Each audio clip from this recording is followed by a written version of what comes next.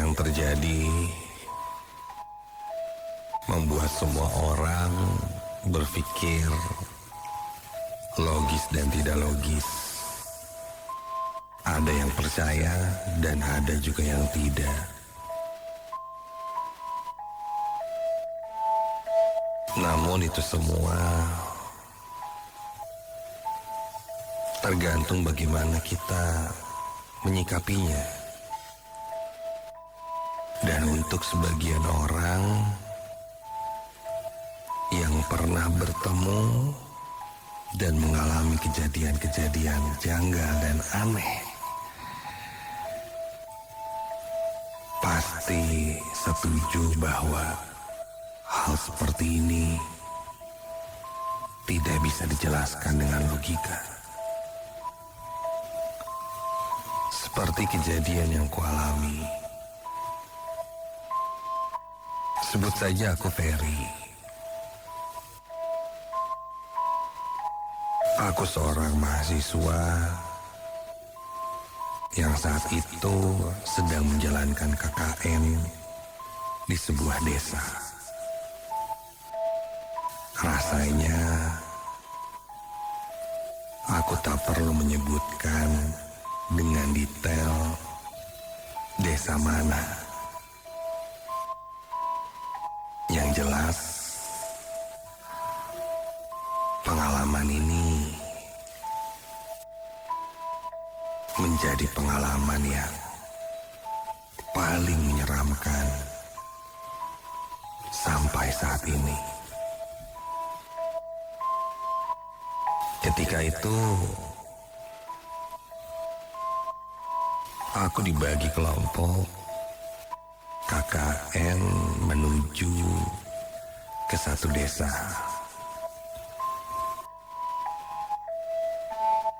Aku bertemu dengan teman-teman dari jurusan lain yang akhirnya akan bekerja sama dalam satu kelompok yang sama.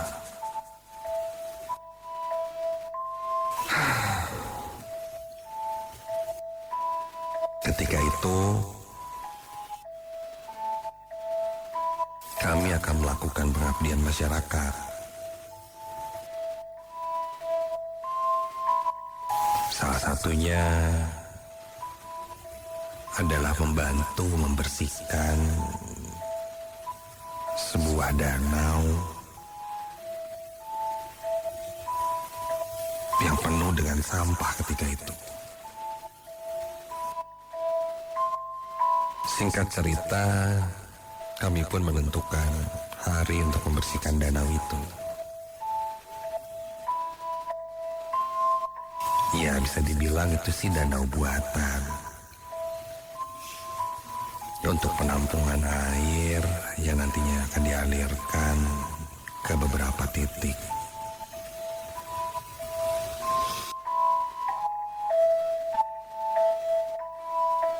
Kedalamannya pun tidak terlalu dalam. Sehingga ketika kami masuk ke dalam danau, kami masih bisa berjalan di sana. Sampah-sampah seperti ranting, bungkus makanan, dan lain-lain lumayan cukup mengotori danau itu. Sehingga membuat arus pergerakan air terhambat. Bahkan jika hujan katanya sering meluap. Maka kami pun membersihkannya. Bergotong royong dengan warga yang lain kami mulai untuk membersihkan danau itu.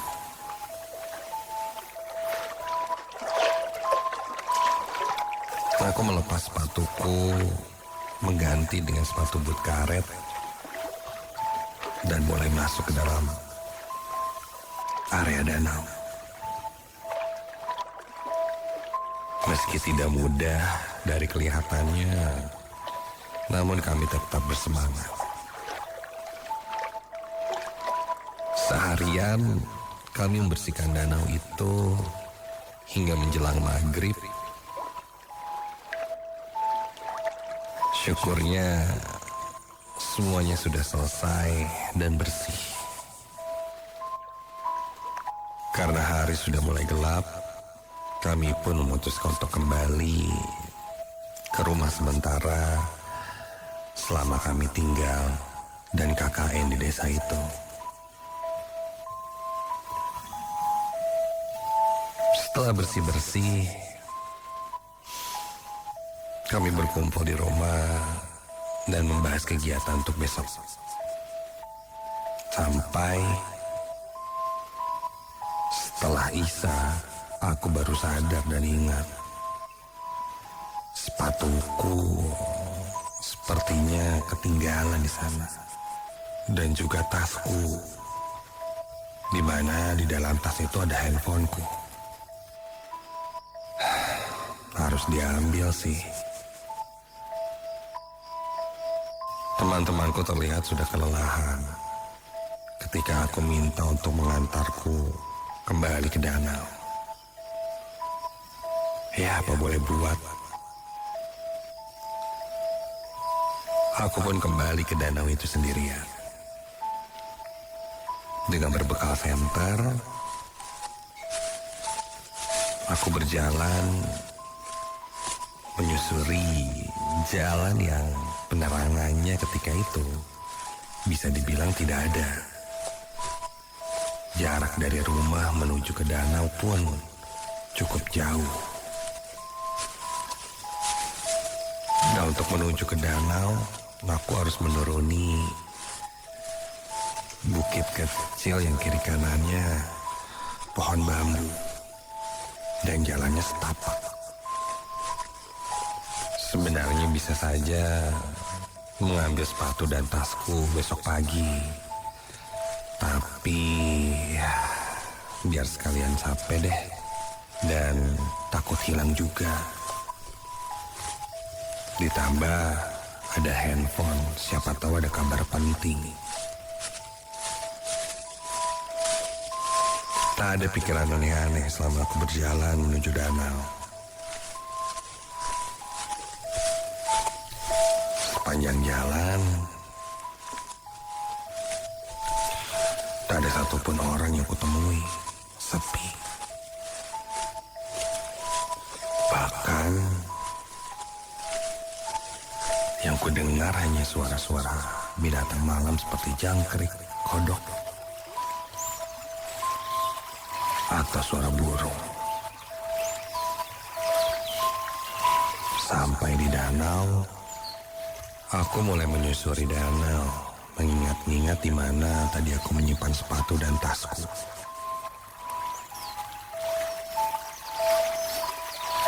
Dan akhirnya ketemu. Tas dan sepatuku masih ada, dan ketika aku cek, semuanya masih lengkap, termasuk handphoneku. Kulihat ada banyak miss call dari ibu. Dan ketika aku baca pesan yang masuk, ternyata ada kabar penting, di mana adikku masuk rumah sakit. Ketika itu aku langsung menelpon ibu. Kondisinya aku masih berada di danau. Halo, Assalamualaikum Bu. Maaf Bu, baru bales dan baru telepon. Tadi ada kegiatan dan ini HP-nya juga ketinggalan. Adik gimana Bu? Oh, iya ya. Kenapa Bu? Berisik? Enggak Bu, di sini sepi banget. Pesta? Acara? Enggak ada Bu. Perasaan di sini sepi. Aku lagi di danau malah, nggak ada rame-ramean. Ibu salah dengar kali. Ya udah Bu, ya cepat sehat ya buat adek. Ya, Assalamualaikum. Aneh, ketika ditelepon, ibu bilang aku sedang ada di mana. Ramai sekali dan berisik. Seperti ada acara musik katanya. Cara musik jelas-jelas. Ini kan di tengah hutan dekat danau dan sepi. Rame-rame dari mana sih? Aneh-aneh aja sih ibu. Kayaknya ada sinyal bocor atau gimana lah. Aku pun kembali berjalan menuju ke rumah. Baru beberapa langkah meninggalkan danau, tiba-tiba, loh, aku mendengar suara yang sangat ramai. Seperti ada orang-orang sedang ngobrol. Bahkan ada suara musik gamelan yang mengalun. Iya, suaranya sangat jelas dari arah belakangku. Sangat ramai dan sangat dekat. Seakan-akan memang ada satu acara pesta rakyat yang digelar. Yang awalnya sepi, kini tiba-tiba saja menjadi sangat ramai. Kontan aku tengok ke arah belakangku, ke arah danau. Pemandangannya masih sama. Sepi, tidak ada siapa-siapa, namun suaranya sangat ramai. Suara gamelannya mengalun sangat keras.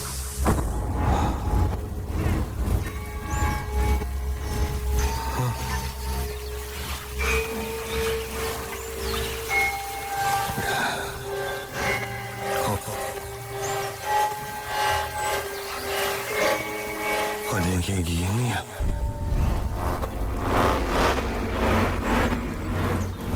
Merasa ada yang tidak beres, aku mulai berlari.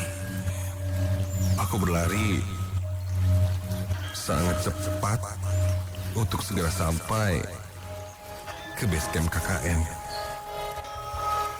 Namun, setiap aku melangkah berlari, rasanya jalan setapak yang seharusnya pendek ini menjadi lebih panjang.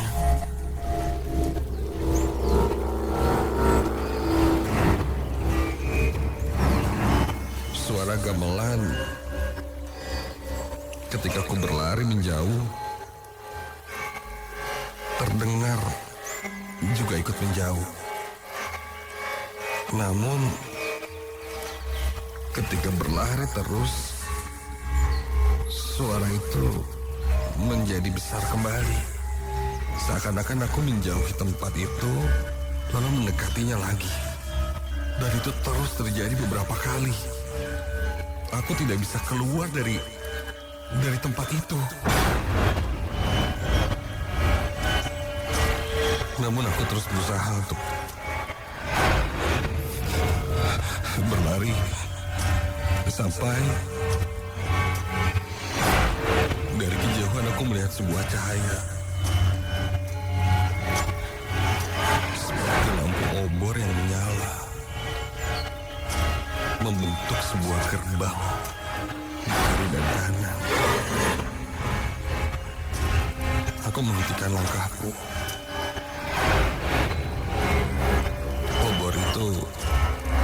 terbuat dari bambu yang ditancapkan ke tanah.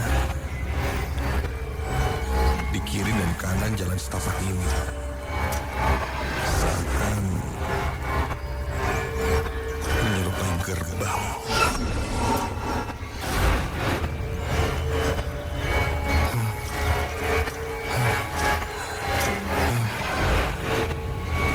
Aku hanya terdiam, apakah aku akan melewati obor itu atau tidak. Pikiranku mulai menerawang kemana-mana. Aku terus beristighfar di dalam hati.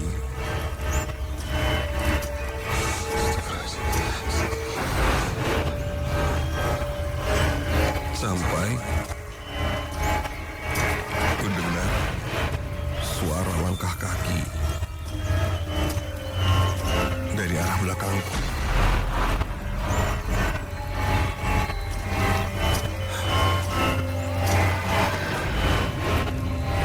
Dan dari kejauhan, kulihat ada yang berjalan mendekatiku.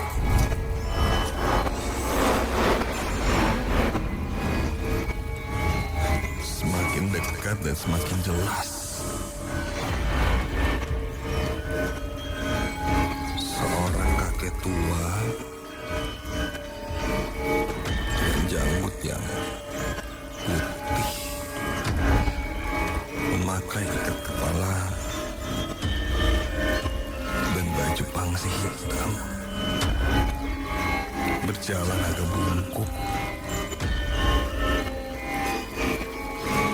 Dan ketika berada di sebelahku, dia menengok ke arahku.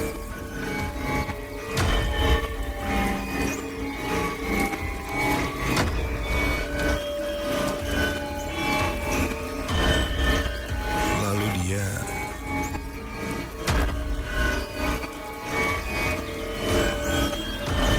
mengisyaratkan dengan tangannya, mempersilahkanku masuk, melewati obor itu.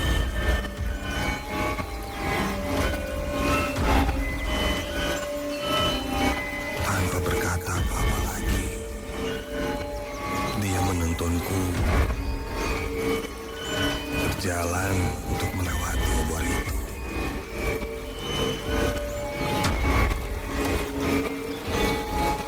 Dan aku pun mengikutinya. Dan ketika melewati obor itu, tiba-tiba suasana menjadi gelap kembali dan sosok kakek itu hilang.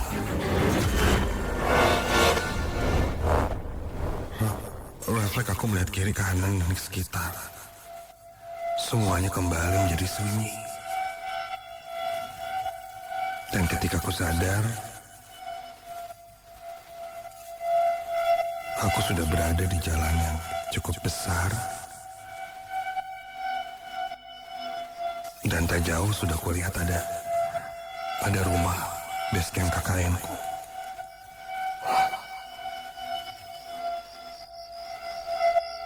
Tanpa pikir panjang aku langsung kembali ke rumah.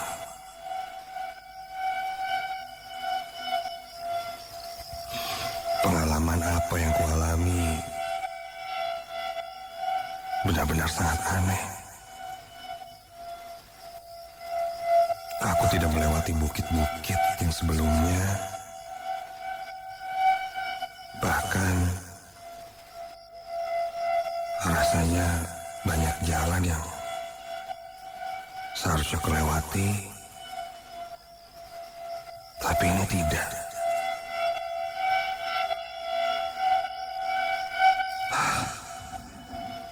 Aneh.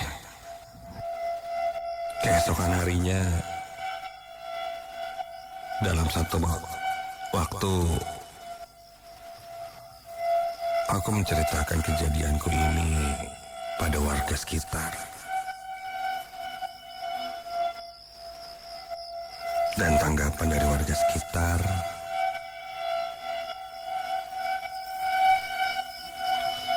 mengatakan bahwa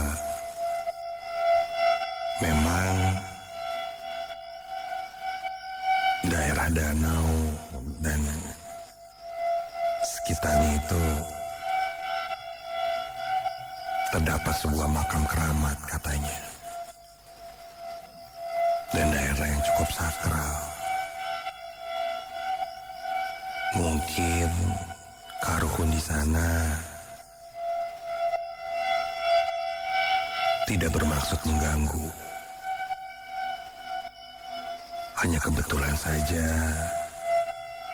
aku berada di sana. Bulu kuduku berdiri merinding mendengarnya.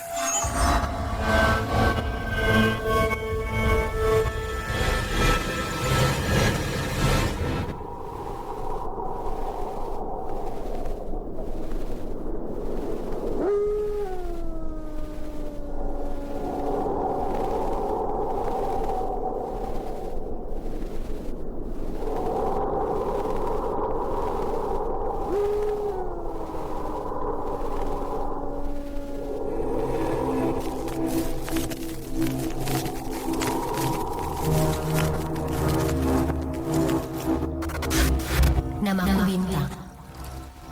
Aku masih kuliah di salah satu universitas di Jakarta. Masih jelas sekali teringat di benakku saat itu hari Kamis. Dari pagi, aku sudah merasa tidak enak badan dan berniat untuk diam di rumah saja.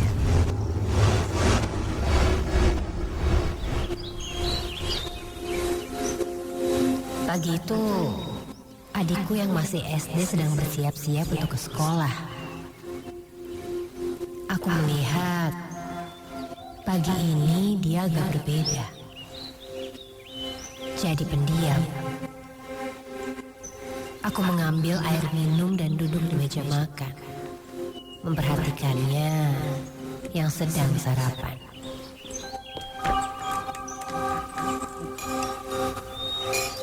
Belum selesai sarapan, dia pun meninggalkan meja makan. Kulihat hari adikku berjalan ke arah ibu. Dia sempat bilang kepada ibu kalau dia tidak mau sekolah. Mungkin dia sedang sakit. Yang jelas, aku juga menyuruhnya untuk tidak memaksakan jika dia sedang sakit. Namun, ibu tetap menyuruh Ari untuk bersekolah. Dan akhirnya, Ari pun pergi sendiri. Namun entah kenapa, aku ingin mengantarnya ke sekolah. Ri, aku antar aja ya. Dia pun mau aku antarkan.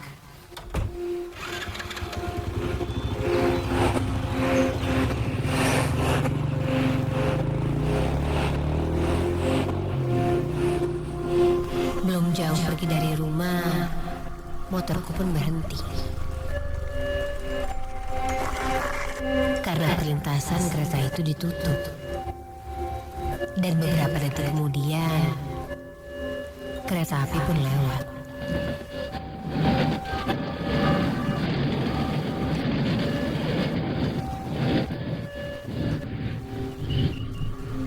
Singkat cerita, aku pun sampai di sekolah Ari. Ari pun bersalaman tangan, dan dengan dinginnya dia masuk ke sekolah. Setelah kembali ke rumah, aku pun bersantai sejenak sambil menunggu Ari pulang. Sebenarnya, jarang sekali aku mengantar jemput dia ke sekolah. Namun kali ini, mungkin karena aku sedang tidak ada kerjaan, dan entah kenapa, tiba-tiba saja aku ingin mengantar jemput dia. Kulihat sudah jam 12 siang. Sebentar lagi waktunya aku untuk menjemput Ari. Namun, aku pun inisiatif untuk menjemput adikku. Ketika aku sedang siap-siap, ibuku berteriak memanggilku.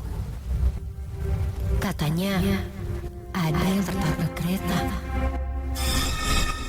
Hah? Astaga! Mendengar ibuku berteriak seperti itu, aku pun langsung pergi keluar rumah dan bergegas melihat ke tempat kejadian. Karena rumahku memang tidak terlalu jauh dari palang kereta api.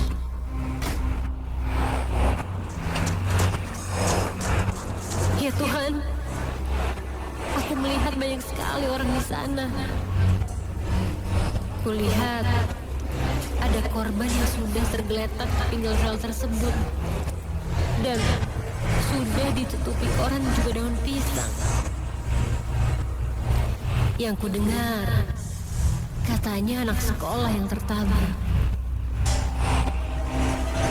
Aku coba memastikannya.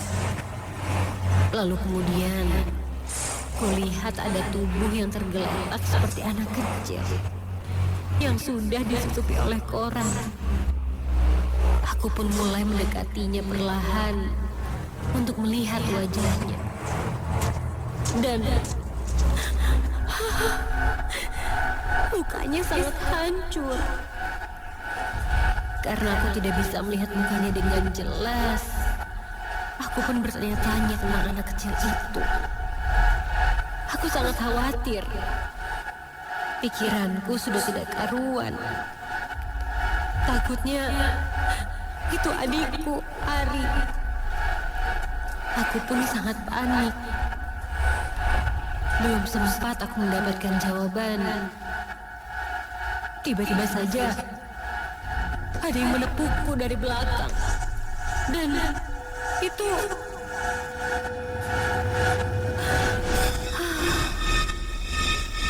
Ari, adikku. Aku pun langsung memeluknya dengan erat. Syukurlah dia tidak kenapa-kenapa. Dan akhirnya, aku pun langsung pulang ke rumah. Menurut warga, korban ini tertabrak karena ia sedang berjalan di sepanjang pinggir rel tersebut dan hendak menyeberang. Mendengar cerita tersebut, aku pun bersyukur adikku masih selamat. Ku coba tenangkan diri kembali sambil kulihat ke arah tanganku dan ternyata tanganku ini penuh dengan darah. Mungkin ini bekas tadi ketika aku mencoba melihat korban. Lalu aku pun langsung membasuhnya dan mengendus bau darah yang sangat menyengat ini. Beberapa kali aku harus mencuci tanganku hingga benar-benar bersih. Keesokan harinya, setelah azan subuh, aku pun pergi untuk ke pasar untuk membeli beberapa bahan makanan yang ibu suruh. Aku pun berpamitan dengan ibu.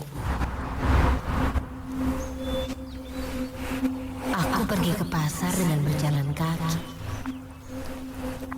Langit masih terlihat gelap menuju terang. Aku berhenti sejenak dan melihat ke arah batu rel di kereta api ini. Beberapa banyak yang masih ditutupi oleh tanah. Dan bercak darah pun masih terlihat. Ini membuatku sangat merinding untuk berjalan melintasi rel kereta api ini. Kemudian, setelah kereta api itu melintas,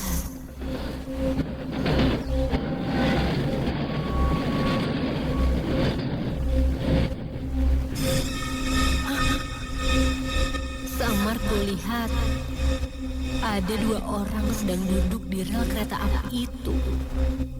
Dan nampak dari samping, sepertinya itu anak kecil sedang tertawa dan mengobrol. Sambil aku lihat ke arah mereka, tiba-tiba ada seorang bapak-bapak penjaga kios yang meneriakiku dari seberang arah rel tersebut dan berkata untuk memberitahu anak kecil itu karena dari tadi duduk di sana. Sepertinya bapak itu sudah memperhatikannya dari lama dan sempat menyuruh mereka pergi. Namun tidak digubris. Akhirnya aku pun mendekati ke arah mereka dengan cepat karena khawatir akan ada kereta api yang lewat. Hei, Dek, jangan duduk di situ. Nanti ketabrak kereta loh. Kemarin juga ada anak sekolah yang ketabrak. Lalu mereka berdua yang sedang mengobrol tersebut kemudian berhenti dan menatap ke arah dan berkata,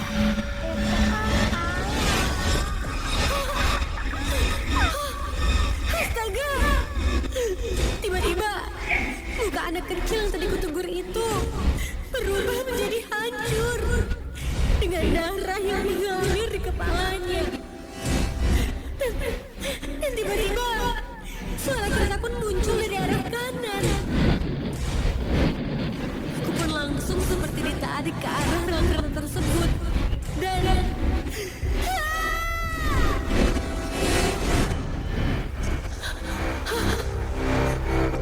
ketika membuka mataku, aku hanya melihat cahaya putih di sekelilingku. Apa aku tertabrak kereta tersebut? Apa aku kini sudah ada di alam lain? Lalu tiba-tiba saja samar kulihat ada wajah yang muncul di hadapanku. Ada sosok bapak-bapak yang terus memanggilku. Aku pun mengedipkan mata dan melihat ke arah sekitar.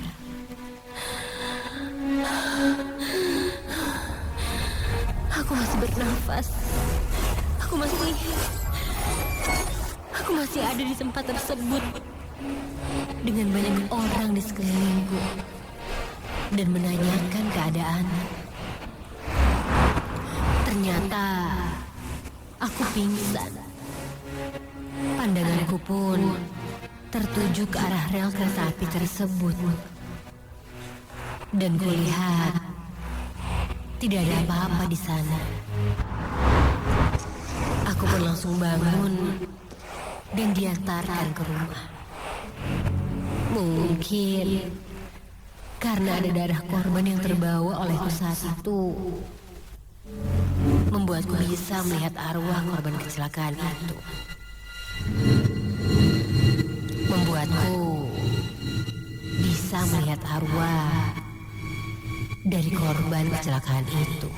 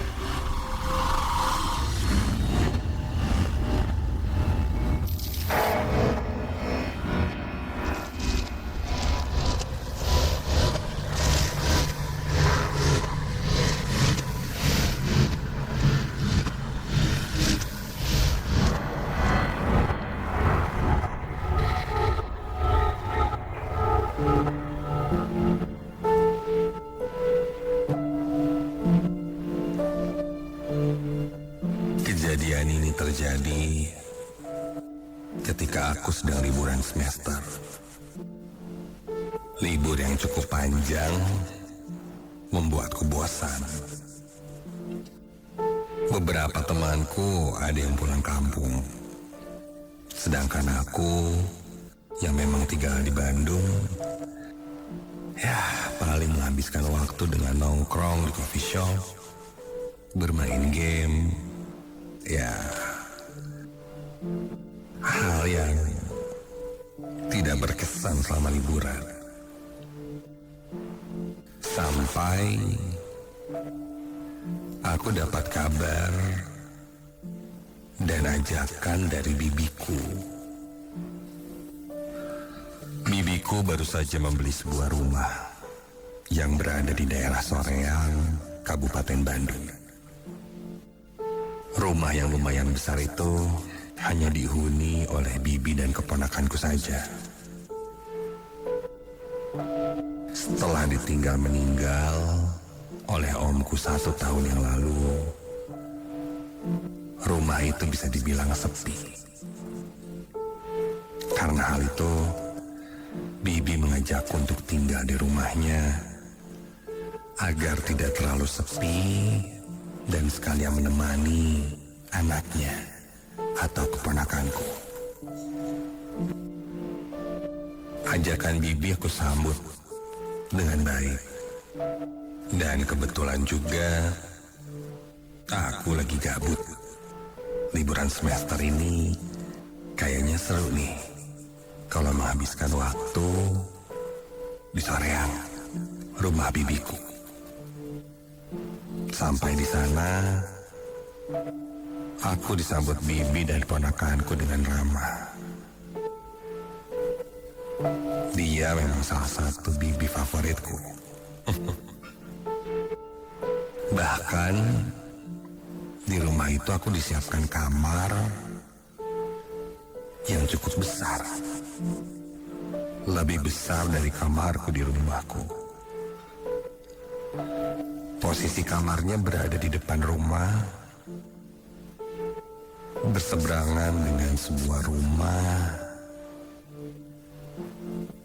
yang kosong. Ketika aku buka jendela, pemandangan rumah tua kosong peninggalan zaman Belanda terpampang nyata di depanku.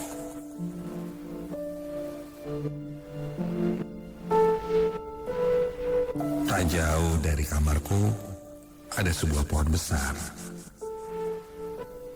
Kata bibi, pohon itu sudah ada sejak rumah ini dibeli.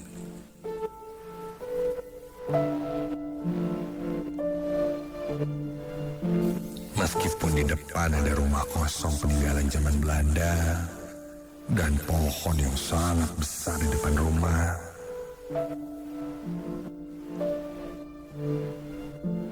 aku merasa tidak ada hal yang janggal dan seram. Malah itu pemandangan baru untukku. Singkat cerita, 3 hari sudah aku menginap di sana. Bahkan aku melakukan hal-hal yang tidak biasa aku lakukan, seperti lari pagi, mengelilingi desa, lalu membantu memasak. Ya, hal-hal itu membuatku senang. Kurang lebih aku akan tinggal di sana selama seminggu. Sampai pada satu hari, bibi harus kontrol ke dokter, membawa keponakanku itu. Karena memang, ya, ada satu penyakit yang dialami oleh ponakanku, sehingga harus kontrol rutin. Mereka pun pergi, meninggalkan aku sendiri di rumah. Rasanya seperti rumah sendiri. Mau makan, nonton, apapun bisa kulakukan dengan bebas di sini. Itu pun jadi pesan bibiku, anggap saja rumah sendiri katanya.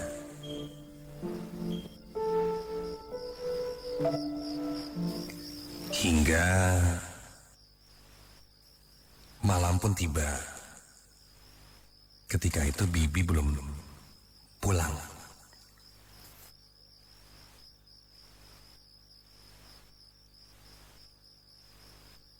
Aku masih asik menonton TV. Tiba-tiba aku dikejutkan dengan bunyi bel yang berbunyi.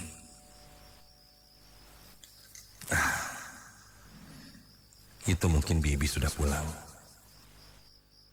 Aku langsung beranjak dari tempat dudukku menuju ke pintu depan. Dan ketika aku buka pintunya, tidak ada siapa-siapa. Kulihat kiri, kanan, tak ada siapapun di sana. Bel rumahnya ternyata terletak persis di sebelah pintu. Aku coba menekan belnya.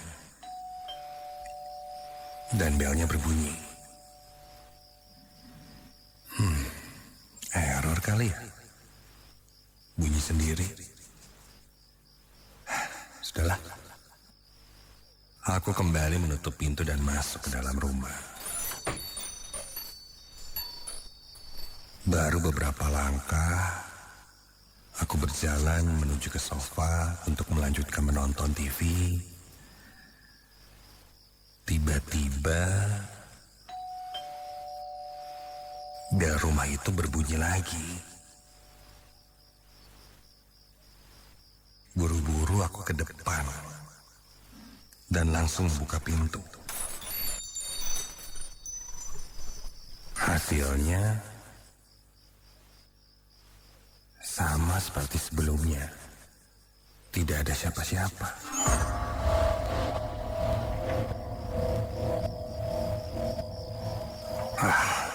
Fix nih. Belnya error kayaknya. Cabut aja apa ya? Takut konslet dan malah menjalar ke yang lain. Aku berniat untuk mencabut listrik dari bel itu. Ketika aku sedang mencari jalur kabelnya, dari ujung mataku sekelebat ada sesuatu yang terlihat oleh mataku. Kontan aku menengok ke arah sebelah kanan dari sesuatu yang bergerak sangat cepat.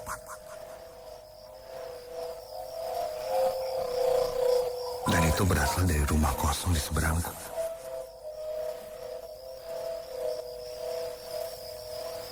Mataku langsung terkunci pada satu jendela di rumah kosong itu. Karena rasanya aku melihat sesuatu dari sana.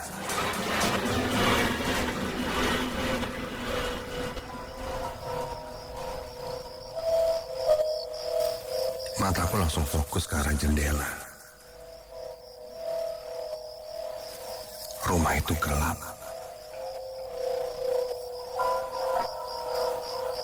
Tak ada penerangan sama sekali. Tapi jika aku perhatikan lagi, ada orang yang berdiri di dalam rumah itu, terlihat dari balik jendela menatap ke arahku.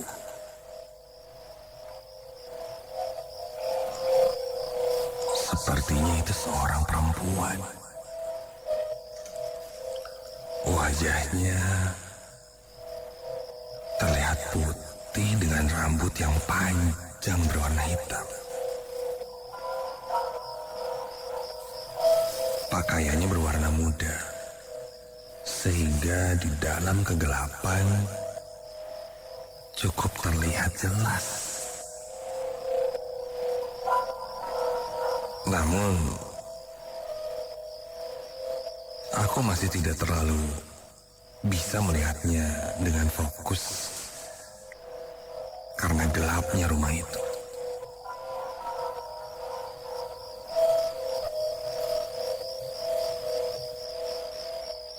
Penasaran, aku pun berjalan mendekati rumah itu.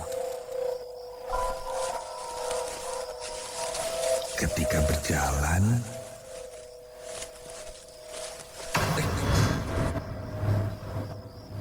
terasa sesuatu menepuk pundakku dari belakang ketika aku berjalan melewati pohon besar di halaman rumah. Refleks aku tengok ke belakang dan... Astaga! Hah? Ketika ku lihat ke arah belakangku, ada sepasang kaki melayang tepat di atasku, dan kakinya melayang-layang menyentuh tubuhku.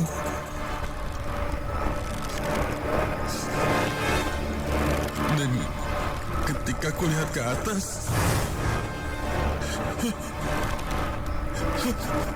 ada sesuatu yang tergantung di dahan pohon itu.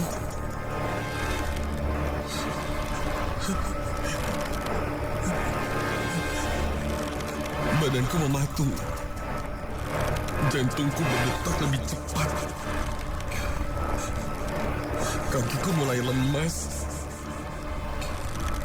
ketika ada sosok perempuan yang tiba-tiba saja terlihat tergantung di pohon itu.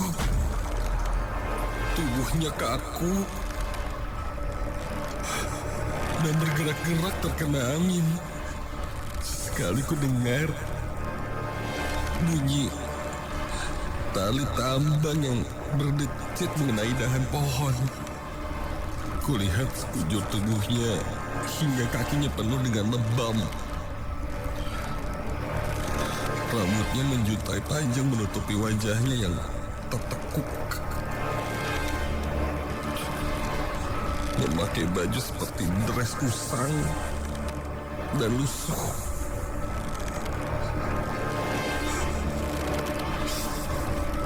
Perlahan, aku menundukkan kepala dan berjalan kembali masuk ke dalam rumah.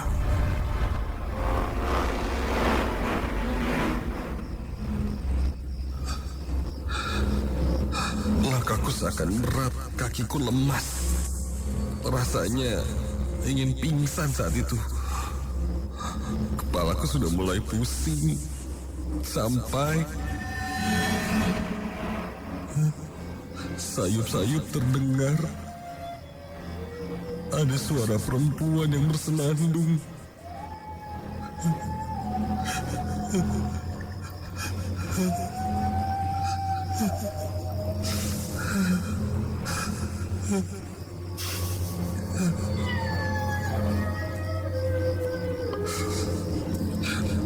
Aku coba untuk pura-pura tidak mendengar dan terus berjalan masuk ke dalam rumah. Sampai dari pantulan kaca jendela, kulihat tubuh yang tergantung itu sudah tidak ada.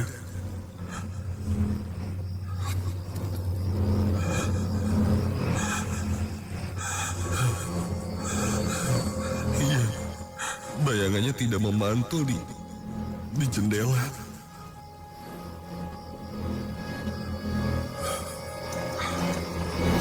Untuk memastikan, aku pun menengok lagi ke arah pohon perempuan itu dan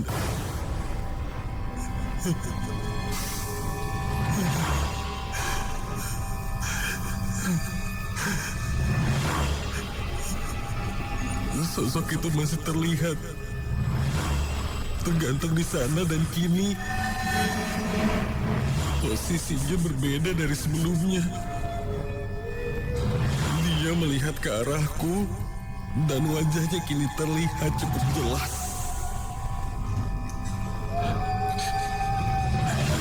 Matanya membelalak melihat ke arahku. Dia menyeringai sambil terus bersenandung dengan suara yang parau. Sesekali ku dengar dia terkekeh, sangat mengerikan.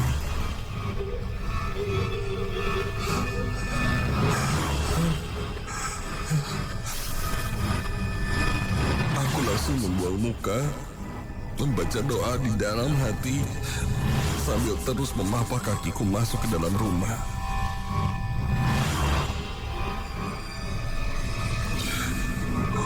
Aku langsung menutup pintu.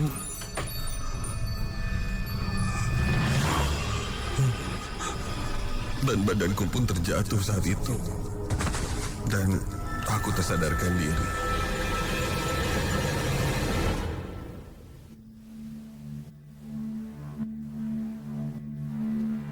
Ketika terbangun, kepalaku sangat berat. Dan Bibi sudah berada di sebelahku. Dia bertanya apa yang terjadi semalam. Dan apa yang terjadi semalam akhirnya kuceritakan pada Bibi.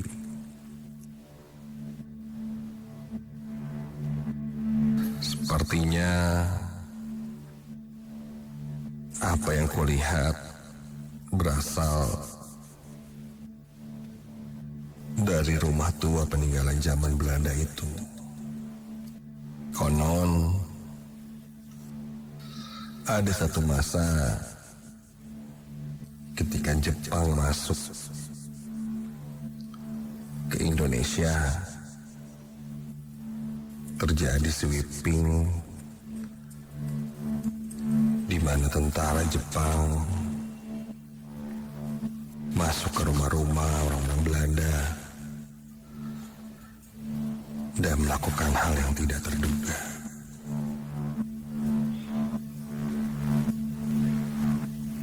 Mungkin salah satunya adalah apa yang kulihat. Sepertinya dia mungkin seorang perempuan keturunan Belanda dan Indo yang tinggal di rumah itu. Dan berakhir di pohon yang berada di depan rumah bibiku.